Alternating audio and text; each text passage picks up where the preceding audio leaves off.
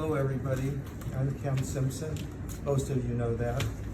Thanks for coming to our meeting. Tonight, I'm going to give a talk and demonstration on what you need and what you could consider when you're replanting either terrestrials or the Tillandsias. So I'm going to start out and say that this is a really, really nice Tillandsia. I've taken, I think, 5 pups off of it, and it's such a good plant that after I took the pups off, I stuck it in a pot and let it go for a couple of months, and I'm going to be getting, so far I see 3 new pups coming out. So, and how old is that plant? This plant has a huge Inflorescence? yeah. And the idea is that some pups are big enough to take off, some aren't. If the plant is really expensive and valuable, like this one would be or this one would be, you don't want to make a lot of mistakes. So even when you think you're done with the plant, it's now got 3 new pups.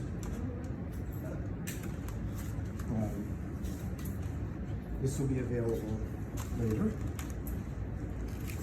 On the other hand, when you're evaluating whether you're going to repot the plant and how you're going to do it, you want to be observant of what you're looking at. And this tells me, looking at this plant, that I've got 3 really nice pups, 2 of which I believe are large enough to take off, but I don't think that I'm going to take the smaller one off, which means what am I going to do with the 2 pups that are large enough? What am I going to do with the one that I think is a little too small to take off? And I'll tell you why I think so. The reason is it's attached to the mother, and when you take a pup off too soon, it's going to take longer to grow and develop and generate roots. So if you let it mature, see the difference in the size here. I'm going to take this one and another one off, and I'm going to leave it like I said. So I'll just start with this since it's right in front of me. What is it? This is a Varesia, and it's Varesia El Dorado. And as you can see, I put a name on both sides of the label because sometimes you water one a lot and it wears off, sometimes it's in the sun, it gets bleached out, but I always write it twice on the opposite side. How mature would you say those larger ones are? What do you mean? I mean, how close to maturity are they? These? 2 larger ones. A couple years. Couple years. Yeah. This already bloomed. Yeah. And Will it be like other bromeliads and die? yes. Or other people ultimately, we're gone. But while we're here, we're going to enjoy these and keep as many offspring going as possible. So there's really, a couple things to consider. I've considered what I want to end up with. And then the next thing you consider is the work area. What are you going to do? So I'm going to, maybe instead of taking the whole plant out, I'm going to start by taking some of the potting media out and taking a look. I want to look and see where the base is attached. Typically, a pup comes off of the mother plant and the base is somewhat rounded and it attaches to the plant. So if you can start it, as I put my finger in here, I'm feeling, is it going to move? Am I going to be able to get my fingers down at the edge? And I'm starting to feel that this one should be able to come off, and I'm not going to break too much of the bottom off. I'm going to keep that one there. I'm going to work on this for a second. It's sort of like Bromeliad chiropractics. You sort of have to. Plastic surgery. Right. The surgery comes later, but the manipulation comes now.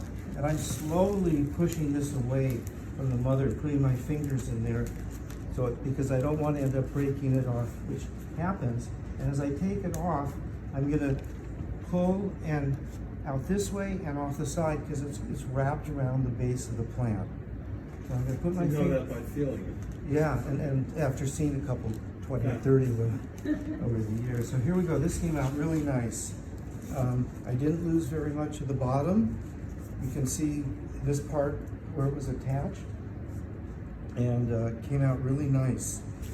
And it's also good to get in the habit of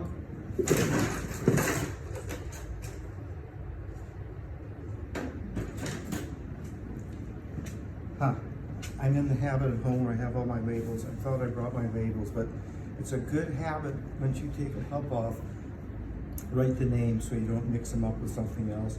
And sometimes you have a plant you don't know the name of. I would write the date, and if there were 3 pups, I'd write 1 or 2 or 3 of 3 with the same date. If there's more than one plant in that date, I'll either tell a fib and put another date, or I'll put A, B, or C, just so I know there have been multiple ones, because I don't want to, some of them I just don't know, and I want to know how many of the same plant I end up with. So this came out pretty nicely. You And I'm have to gonna, let that cure. pardon me? You have to let that wound cure it out before you plant it. I go both ways. Sometimes I'll wait a month, sometimes I'll wait 5 minutes. It's like this. Now, since you brought that up, it's probably better to wait, but I don't always. But I would generally let it harden up a little bit. So, Couple of days or? you know, a few days to a month. I actually have fell over from Hawaii. I was talking to him. He doesn't even pot them.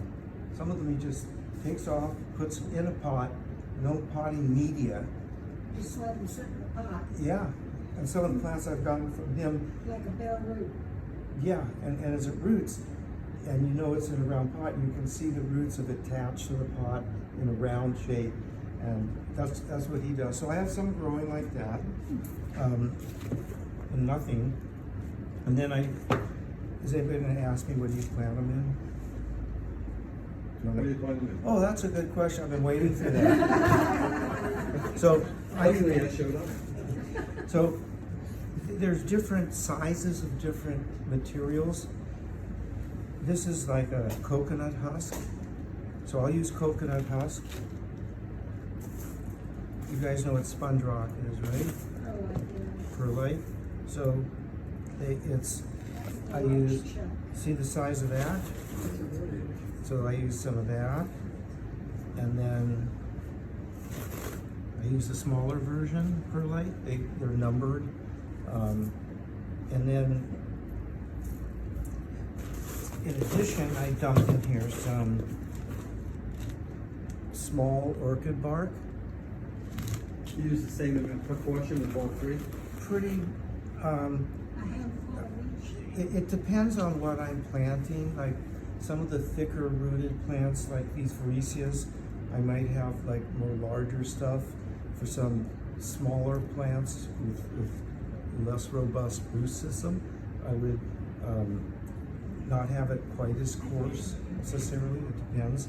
But so I use the small fir bark and then medium fir bark.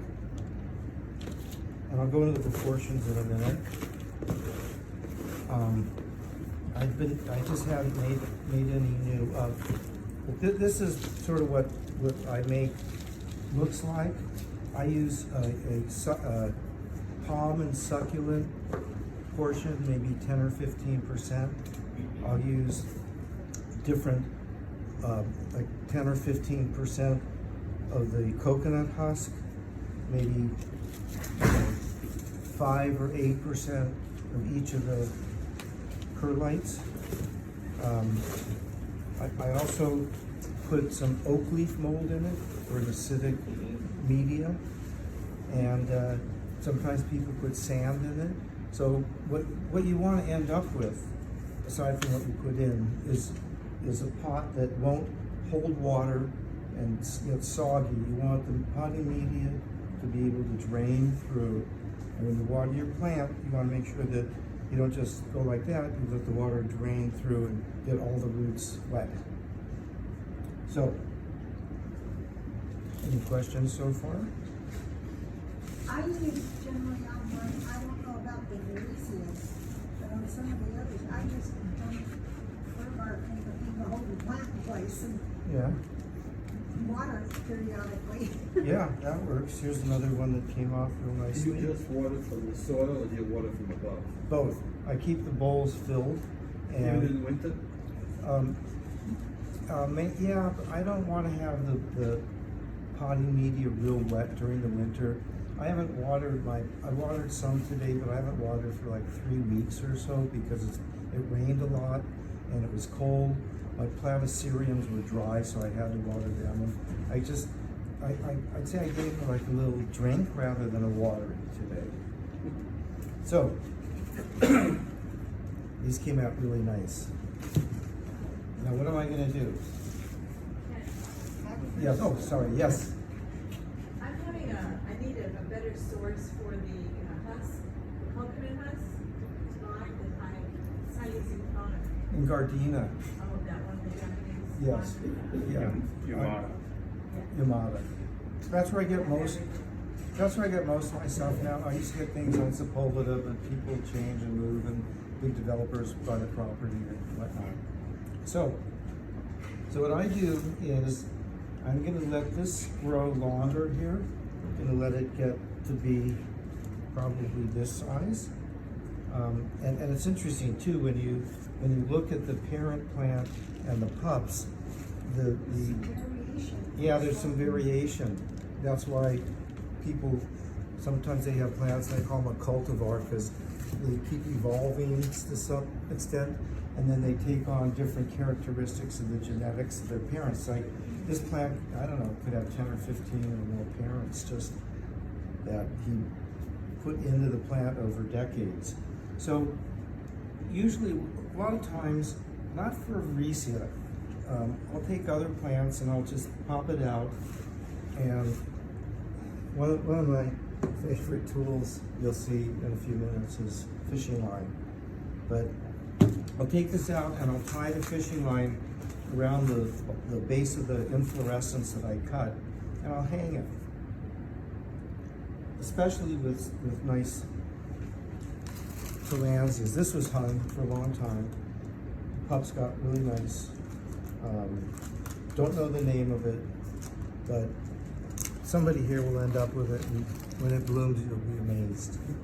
Okay, so I think what I'm gonna do with this, rather than take it out and hang it because it's a little more fragile, I don't want it to get as much sun as some of my other plants. I'm gonna put this back in. It won't even know that it's could be brothers or sisters. I'll just put these in too because it's the same ingredient, it doesn't matter at all. Bromeliads typically don't like quite as much sun, right? Yeah, that's correct. I have them, on the ground under my shade cloth with Tillandsias above them, so maybe it gets 30%. Although in Hawaii, it grows in full sun, but it's very humid also, and it rains frequently. When you plant your plants, you want to make sure that your potting media is pushed down. You want to have it solid in there, because if the plant is moving around, the roots won't establish as quickly and as well. They can break, or it just doesn't like it. And then if you break them moving it around, it could decompose and cause some rot. And it's hard to say for sure. Okay, one down and a bunch to go.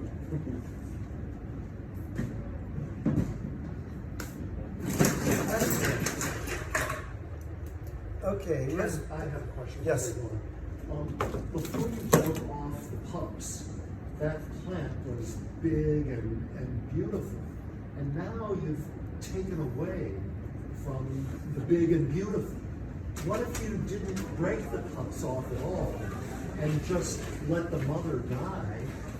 Is that an option? Could that you is do an that? option, but I'm glad you brought that up, because I was going to talk about, and I forgot, how I prepared this plant over months to encourage the growth of those pups by taking the base leaves off. Yeah, it looked nice, but once it blooms, I'm done with the plant other than trying to take advantage of it to generate pups, especially on the high-end ones. So, you only exhibit single plants. yeah, we pretty much have a senior audience here. We don't want, yes. What do you prefer to show them when they're in bloom, or just in vegetative? The ones that I brought in over the last several years are in full bloom, and I'm just lucky that coincides with the date. But I always have something in bloom, but there's a peak period. But back to what you were talking about, as I noticed the pups coming out, because this had a lot more leaves on the bottom, I'm carefully taking the leaves off. In fact, one of a technique for taking a leaf off to make it easy is you split it in the middle and you pull it down, and it just comes right off. That way you don't have to cut it, you don't use remnants, you're not pulling out it. It's just really clean and simple. That's how some of the orchids are growing too. Yeah, I used to grow orchids actually. All right, so as these were emerging, I would take the leaves off because the reason these look nice is they're not cramped. Otherwise, it's already slightly deformed. You can see that this was up against the mother, and this side is more rounded, and it'll grow fine. But that's why I take the leaves off, and that's why it looks like this in this state. That answer your question? Well, I guess just to take it a step further. Sure. If you didn't take the pups off, could you just keep peeling the leaves off the mother Yeah. as they fade and end up with 3 pups or Right. 4 or 5 in there all together? I knew the answer to that question when you asked it, and I was going to tell you, but that's another thing I forgot. Getting old. So, the reason to take them off, like I said, is to keep these looking good and shaped. If you leave them together and recognize that this plant is like this big, how are you going to fit 3 of them so close together and make it a really nice individual, beautiful plant? And I have in my collection, I have so many different plants. I try not to have clumps because I don't have enough room. Try to have like 1 or 2 or 3 plants in one pot. But specifically, even though I do this, as this plant here develops leaves that are this big, where are they going to go when there's competition with 2 other ones? You can do it. It's not going to look as perfect and shaped well. Make sense? Question? Yeah, now regarding putting that plant in a show, do you repot it and drop it lower, or I don't touch them. what is that considered a good show plant as it is now? I don't remember, but the last 3 I entered took first place. So. Is that all? Question answered. Yeah. All of the plants look great when they get the show. Now, you might just say, okay, how am I going to hang this, or what am I going to do with it? Well, as I'm looking at this plant, I'm immediately noticing that this one already bloomed, so it's only good for generating pups. It's never going to look its best in bloom. I noticed that not only it's sending now a pup here and a pup here. So this is a new growth, and this is a new growth. So what I'm going to do is I'm going to take and decide that I'm going to hang it like this. Now I know that not everybody hangs their plants. You want to mount them, so I can deal with that too. But I'm going to show you how I'm going to hang this plant. First, you make a hangman first. Let's see. So So like I said, I use fishing line, and I use either 50 pound or 30 pound. I really never had a problem with it. I've had plants for 20, 30 years hanging from fishing line.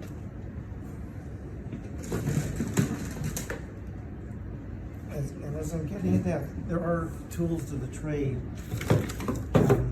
Unlike some surgeons that after they put you back together, they find something left in you. That doesn't usually happen here, but there's reasons for different tools. So I was over at somebody's house, and the lady used these in her kitchen. Yeah, the herbs. Yeah, they're also really good in the garden. They're sharp. You Yeah, get, I have a lot of pairs of snips. yeah, and then you need different things, different clippers to get in generally, or scissors. Sometimes there's a mealy bug or scale, and it doesn't hurt to have a toothbrush to clean it. I don't have a faucet. I show you how to clean it with water and make it nice. So I don't need 50 pound, so I'm gonna use a little lighter on this. What I like about using fishing line is that you don't generally see it when it's hanging. It leaves the plants as looking like plants, as opposed to using another technique in dealing with your plant. Oh, I just potted this one. Now where do I hang it? So that's why there's a hammer and nails and screws in your toolbox or medicine kit. I like to use screws a lot, but nails also. And if I were to mount this like this, I would likely take fishing line and run it through it and just tie it up down below, so when we have a heavy wind or rainstorm, it's not gonna go to my neighbor's house. I use some of these teak holders for some plants. Not that many, but I do. But it's really, look how fast it was. Can you even find one that's not that shape anymore? When Mo had his sale, a lot of his plants were here. He ordered them from Florida, and he paid a lot of money for them.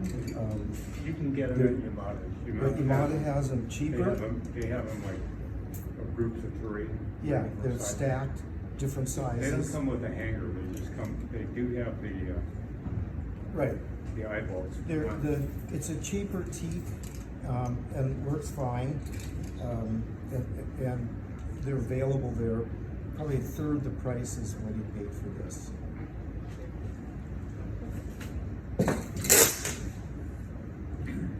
So I cut off, in fact, what I'm gonna do is, while I'm doing this,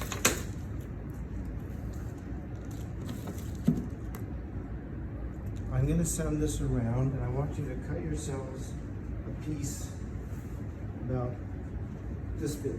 Okay? And just pass it. Yeah, so you cut yourself up and then hand it to the next. Okay. That's about 8 inches or so, keep it 2 inches. What I'm gonna do is teach them how to tie a few knots on their plants. For those of you who wondered where I went again. So. Really good. I think I need to burn. Now, see? It needs- do you need more? No, it dropped it, they can't find it. Yeah, okay, you're smart. I like the ones that are this thick. Very sorry. Did you find it? No, No. Stand up, see if it Disappeared. falls out. disappeared. Here you go. It's there. Yeah, I'm sure. Maybe it fell off. What is this? This is 50? Yes. No, that's 30. Clear. This is 30. Yeah. I mean, I have Is Oh. it finer as the? Yeah, it's finer and lighter. That's why they're having trouble seeing it. Okay, so we've evaluated this plant. We've looked at it. We determined that where the mother was that's already bloomed, that isn't gonna do us any good anymore. Yes. and where the pups are coming out. So what I need to do to make this hang properly is I'm going to take advantage of this arching aspect of the leaves, and I'm going to tie right around there fishing line. Now, sometimes I wrap once, I'm going to wrap it twice, and then I'm going to do an overhand knot, which is what you would start off tying your shoelaces, and then I'm going to tighten up a little bit on it, and then as it, sometimes then it'll want to spread out when you've done that. So you can, instead of just doing it once, you can put it through twice. It holds a little better. Tighten it up. And just like sometimes you put your finger down for the shoe, you tie it off like that. Sorry about that.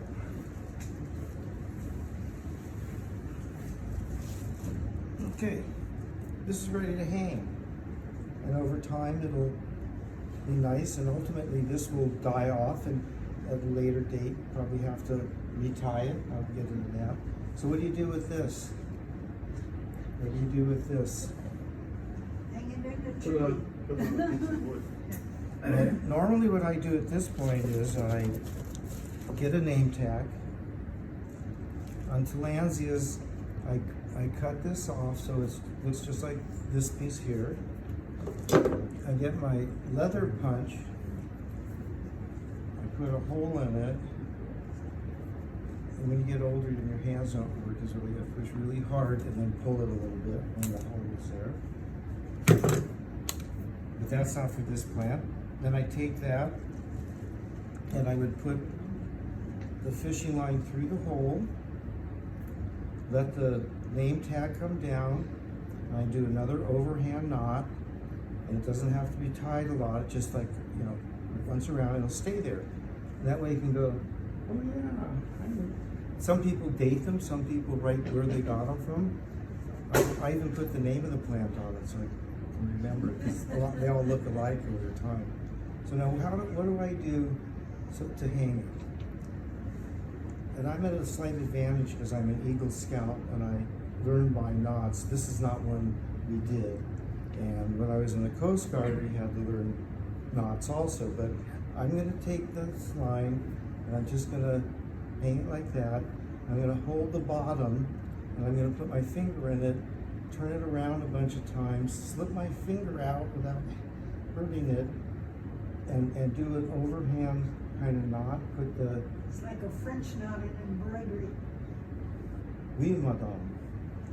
Oh, mademoiselle, excuse me. Well, in embroidery, we do that to make a particular knot. Good. Now, a lot of times what I'm going to do it now is I'll just do it one more time, because sometimes when you tighten down on the fishing line, by the way, that's why I sent this around so you guys could try to do it if you want to. It wasn't so you could take it home and dental floss with it or anything. Okay, so I did my second wrap on the knot. I put my finger through it and I pull on it. I yank it and make sure, because sometimes if you don't get a good knot, now because I'm anal retentive, I thought that was funny. I take a scissor and I'll cut off my excess fishing line, and if I spot it on the bottom, I'll do the same thing. We used to call them Irish pennants when you have little things hanging out of your uniform in the military. You have to cut them off. You couldn't see any threads. Okay. You just hang it like that, you don't tie it to a piece of wood or anything like that? Well, you Now- gotta hang it on something. Now it could go on. Well, yeah. There, you know, there's one in every crowd. So I'm gonna get this, but since you brought up a new subject, I'm gonna teach you how to attach Tillandsias to wood.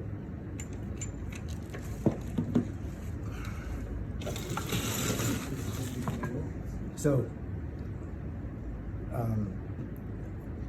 it's going to be horizontal or it's going to be vertical. This used to have some plants on I don't know if I killed them or I relocated them. But, so, I've taken some where I've tied them. By the way, this is a grape plant, and Paul Isley and Jerry Robinson have it down at Rainforest Flora. They also have like really big ones that they use for their displays when they were at Home Depot. You can make a Tillandsia tree out of it. If you've been to my house, you've seen that I have a couple. So, let's say I've decided, because it's already like this, that I want to mount a Tillandsia on this. Well, the first thing it really helps is to have a stable place to work.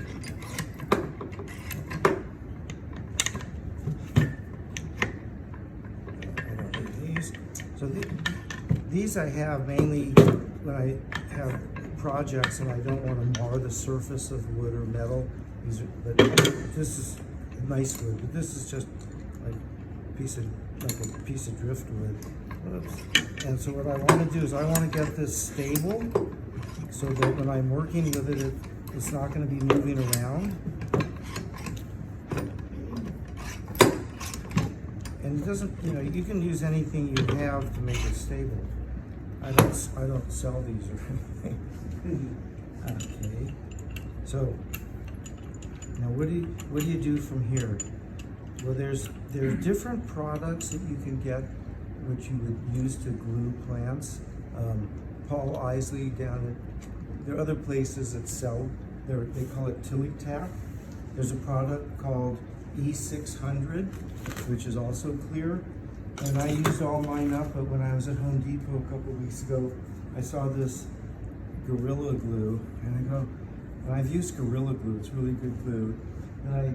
And I didn't even have my glasses, and I noticed that it says use like E600, excuse me, E6000, which is pretty good. The main thing is it has to be waterproof. A lot of glues are not. Yeah, well, this is equivalent to those. In fact, I'm going to try it for the first time. Yeah, yeah, yeah. So I mean, they're ubiquitous. I think you can use any of them, and they're fine. Now, what's that doing there? It's stabilizing everything for me. Now, what do I like? This is an easy Tillandsia to deal with. It's not really one that I would glue.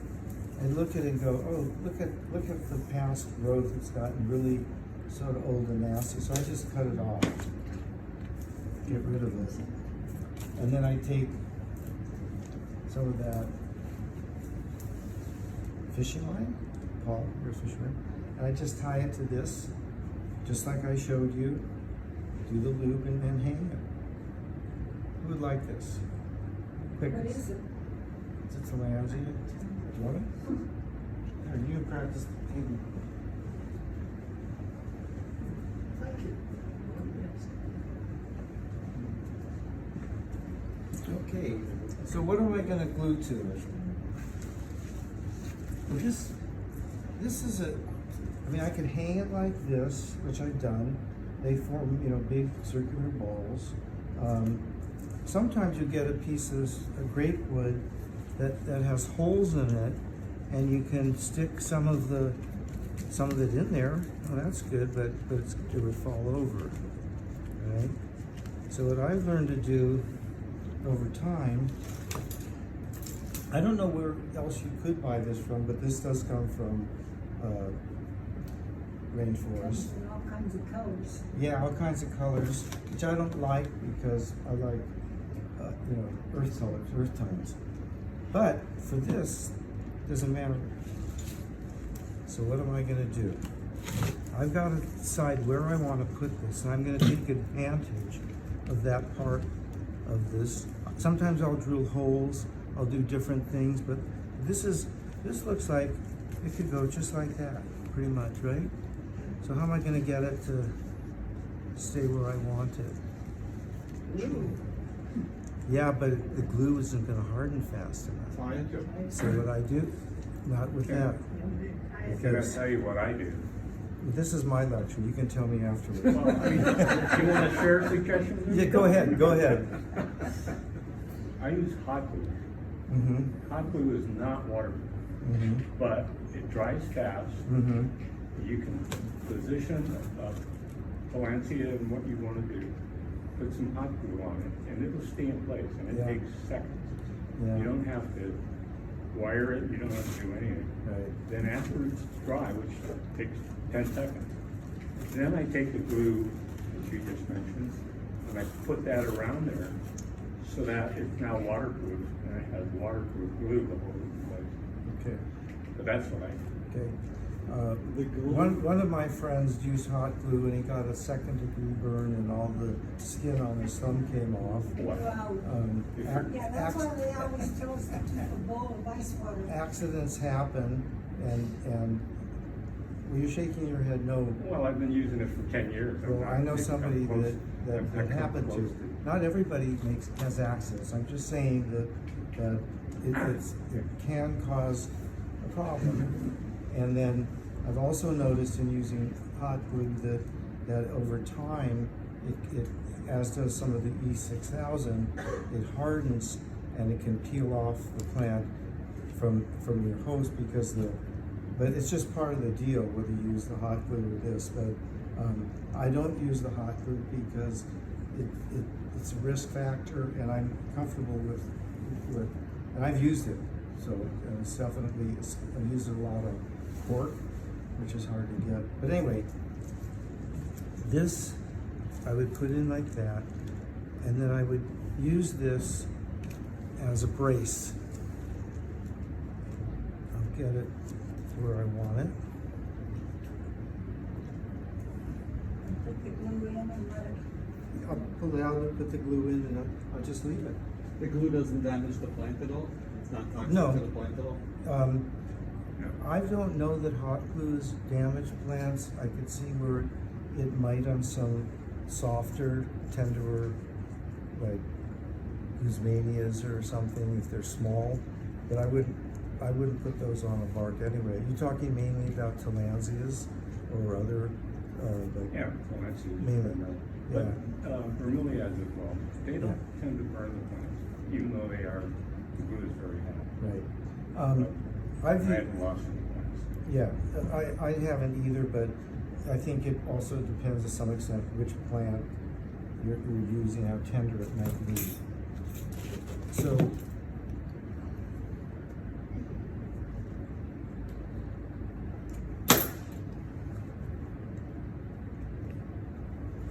oh, it worked. So I'm gonna undo it a little bit. Put the glue in the hole. It took about 7 years of training to learn how to do this. It's very delicate work, so.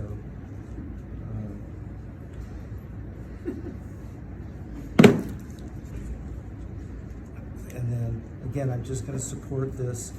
And I usually let it dry overnight. Sometimes even with this or hot glue, I later realized I wasn't as happy with what I did, and you have a little time with this to make correction if you want to. But there's like different applicators of hot glue. There's thinner lines and there's thicker lines, and I don't know if you have more than one, but they're a tool with different sized holes that can let more out or less out. Okay, now, what do you do when you have like a nice little clump of ionantha, for example? I would do the same thing that I did here, except I'm not looking for a mother plant. This whole thing is a non-growing ball. But on a larger Tillandsia like that, I have a technique that I use when they get bigger, and I'm not quite sure how to get them balanced the way I want, but I'm going to show you that.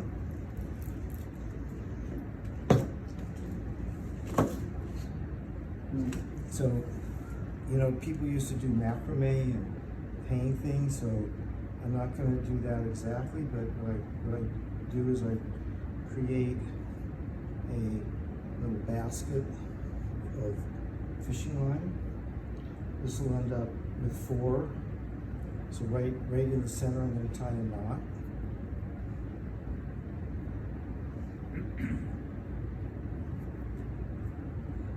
And what I'm going to do afterwards, I don't know, some of you knew Yvette and the Fishers and Barry. They used to use curtain rod hangers, or curtain hangers that go over the rods. And so all you have to do is push it, squeeze it, and then they would attach a plant to it. My hands over because it wasn't used to. Attach a plant to it, and they would end up making out of metal hangers, like shirt hangers that you get from the when you go to the cleaning, and they bend it and they put little hooks on it and bend it, and they just hang them from these rings, and they have a whole bunch of these hanging from A pole or something? Hmm? A pole? No, what they would use, they use a hanger, a metal hanger like you get from laundry when you go in, and they straighten it out and they bend it and put a little hook in it, and they'd hang them, and they'd have a whole bunch of them. Anyway, if you have any other device like that clips on, you can just clip something there, the little alligator clips if you want, or I tie because I don't like a lot of metal. But that doesn't take long, and it works. Anybody want this? I don't know what it's got. Okay. Okay, so I'm working on the basket, and what I'm going to do is I'm going to take and put the plant right over the knot that I made, and I'm going to take from one side one. It is hard to say. I'm going to do it from the top down. I think it'll be easier. You put it around it. So you're bringing the 4 rings up. Hmm? You're bringing the 4 rings up around it Yeah, and put another knot? yeah. So basically that's correct. So instead of spending a lot of time doing it, I'm going to put it in where the knot is in the center and bring each one up and tie it. And once I tie it, there's going to be extra, so I tie a lower knot to keep the plant in it, a knot down here, and then the 4 come up. Does everybody follow that? Okay, good. I mean, the ball just keeps getting bigger and bigger. Yeah, yeah. And it'll grow around the fishing line. Does the inside of a ball get all dead matter, dead plants, so to speak? That's a really sad question because ultimately my clumps get so big that when it rains and it gets windy, They fall they apart? get waterlogged and they fall apart. I can get them about, depending on what it is, about this big. This guy here, I used to have a real nice big one, and every time there was a storm, some drop off. And so what do you do with this? This is intermedia. They grow upside down. The phototropism, which causes plants to grow towards the sun, just doesn't seem to encourage the bulb of the plant to grow up. I mean, it'll come around, but this is basically what it looks like as a clump they hang down. So it's characteristic. So what I would do with this one is I'm probably going to take that off, and I do the same thing with the fishing line. Now sometimes you have a plant that is sort of awkward to work with fishing line, and I will just use this wire and create a harness for it.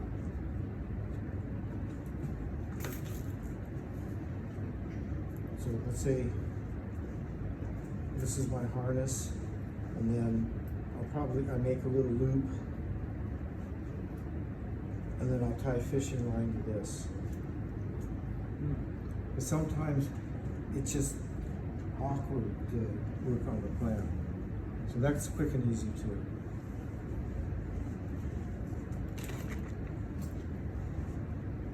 So again, take the time to look at the plant, figure out what happened.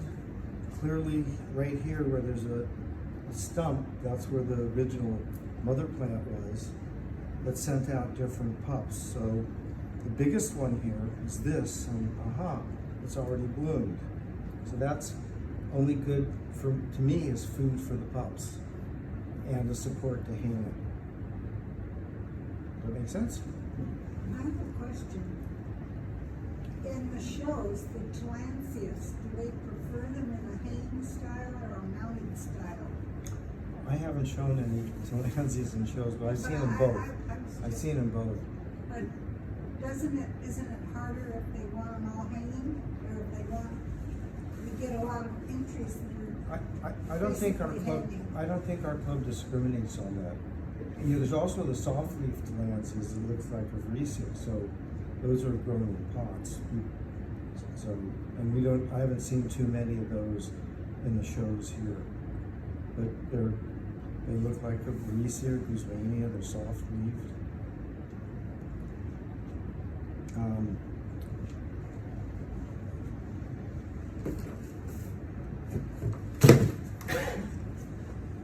I'm getting near the end.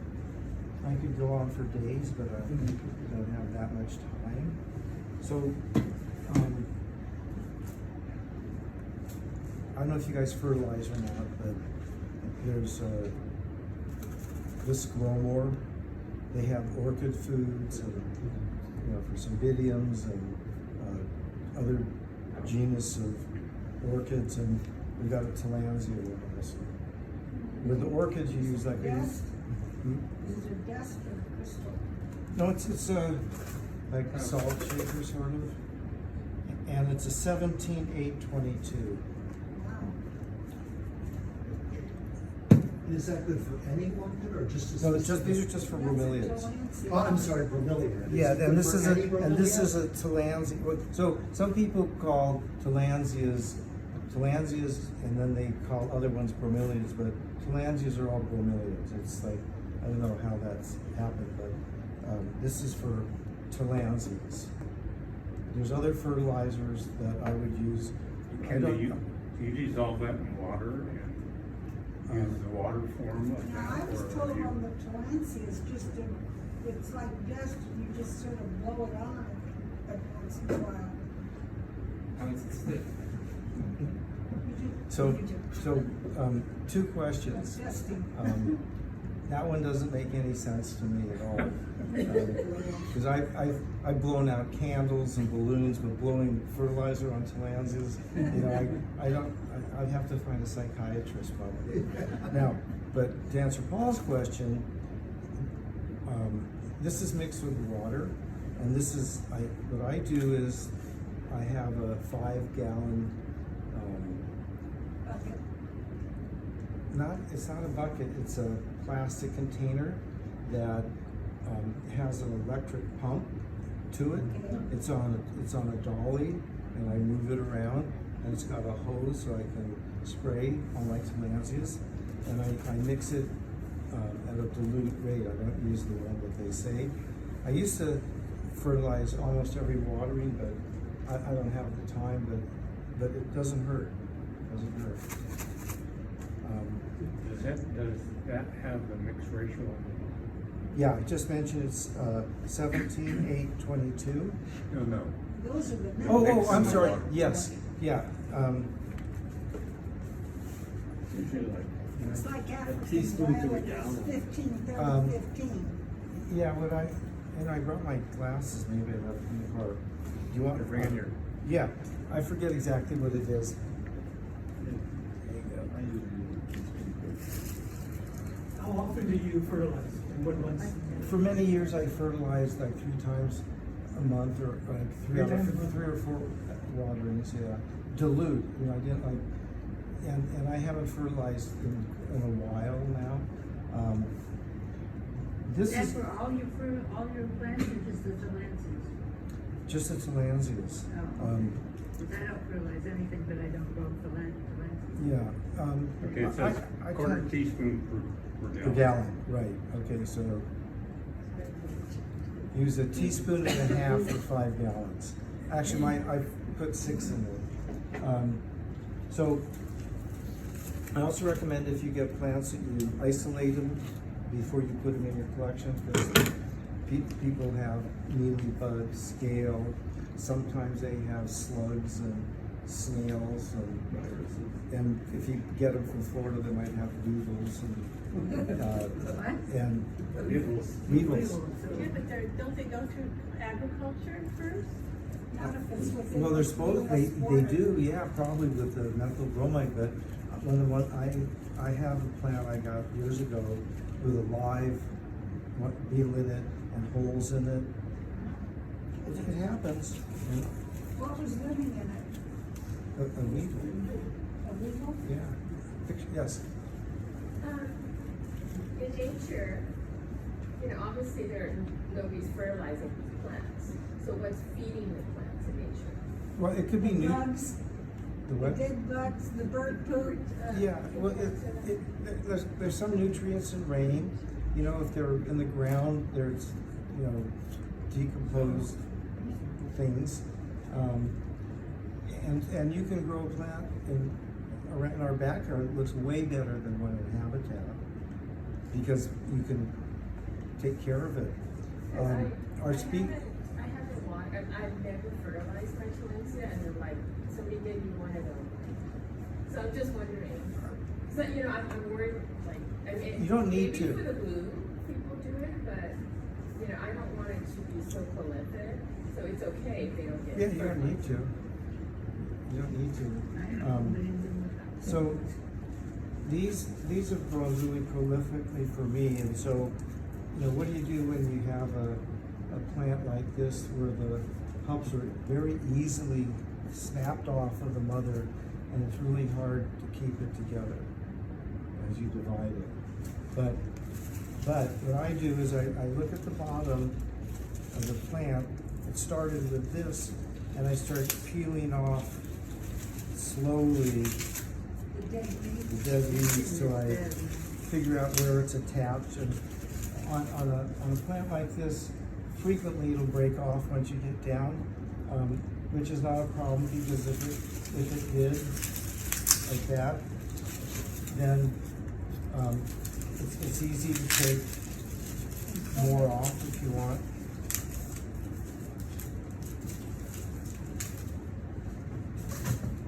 And then what I would do with this at this point is it's got 2 pups off the mother, and they'll grow. It's a very hardy plant. You guys probably have it. And I would put my fishing line at about this position here, tie it around, and because of the gravity and there's more weight on the bottom, it would just hang down like that. And not everybody, I mean, I have other plants that I've hung like this, and they come and they end up going straight up. But it's how you want to display your collection, how you want to water it, how you want to take care of it. So, I think the last couple things I'm going to talk about is that Dawn soap is a good thing to use to kill bugs. You can spray it dilute.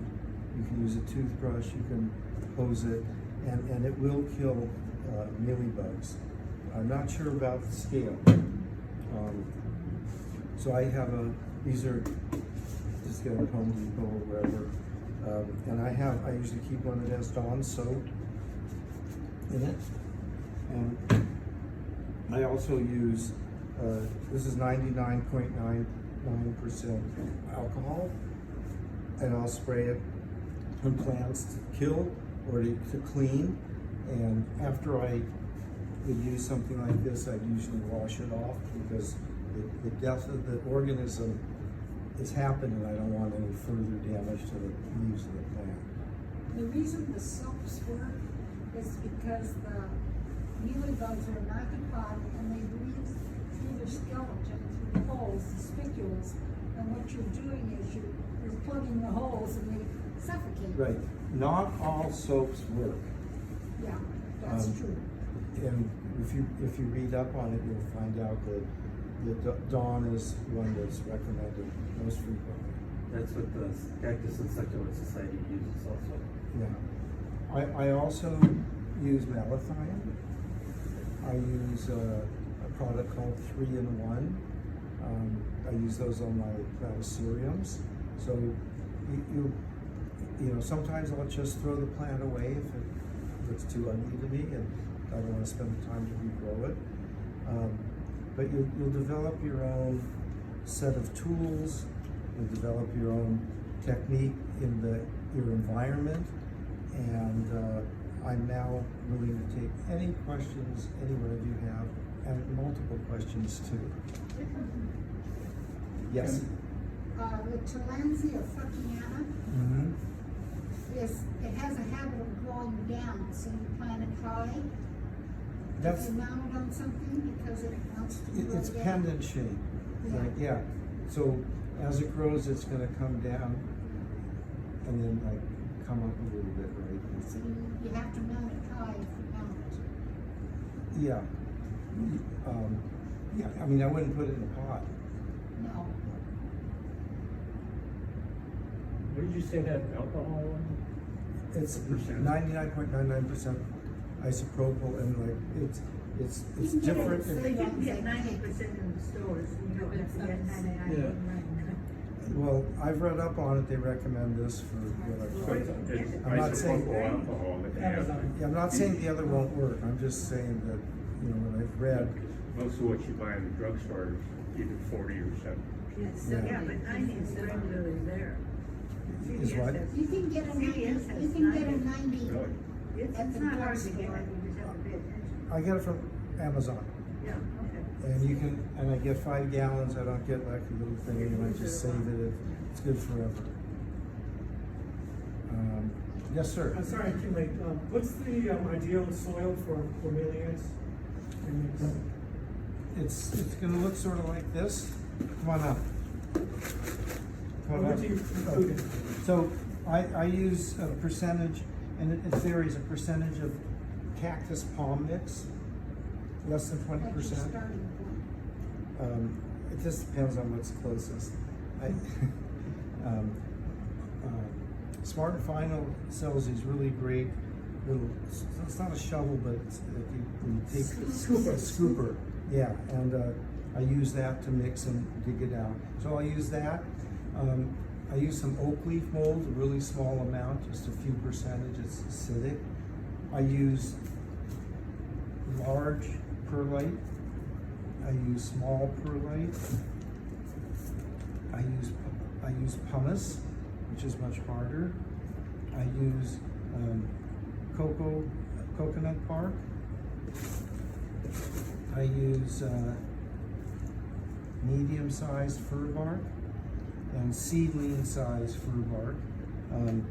Some people put sand in it. Some people, I mean, you can, whatever, I've seen all kinds of crazy mixes, but that works for me. After you transplant one of your babies into that stuff, when do you start watering? When they get roots. Right after I plant it, I flush it with water. And then I usually wait a few weeks. Like people say wait a month or two. I haven't lost plants by watering them. I have so many plants that I don't have a really good hospital, and like I just put them in the, you know, if it fits in there, that's where I'll put it. If I have a bigger, like if I do 20 or so, I'll put them in. I do have a little hospital, but I gotta move plants out of there because they just keep growing. Well, thank you. Question? Yes. If you live, 5 miles inland from the ocean, would you put something in there that retains the moisture a little bit more than if you live right by the ocean? I'd rather the plant be on the drier side than the wet side. I'd rather water it a little more often. And I had a good friend who was the oldest living judge in the AOS, the American Orchid Society, and he taught me how to raise orchids. And I remember videoing him, and we were in his lath house, and he even had like a hot house that was like a higher temperature and a medium and a cooler one. And you know, Lambert, his name was Lambert. Lambert, when do you water your plants? And he'd say, well, of course, when they're thirsty. Well, how do you know when they're thirsty? Well, you can pick it up, and if it's light, doesn't have water, you can stick your finger in it, see if your finger comes out wet. You can look at the leaves and see if they're shriveled or not. So if you think about it and use your senses, hearing isn't one that works, but you get smell sometimes. Like if you have a Nerogelia or Acme and something smells funny, you know that it's rotten in the roll. So, well, thank you very much, and Thank you.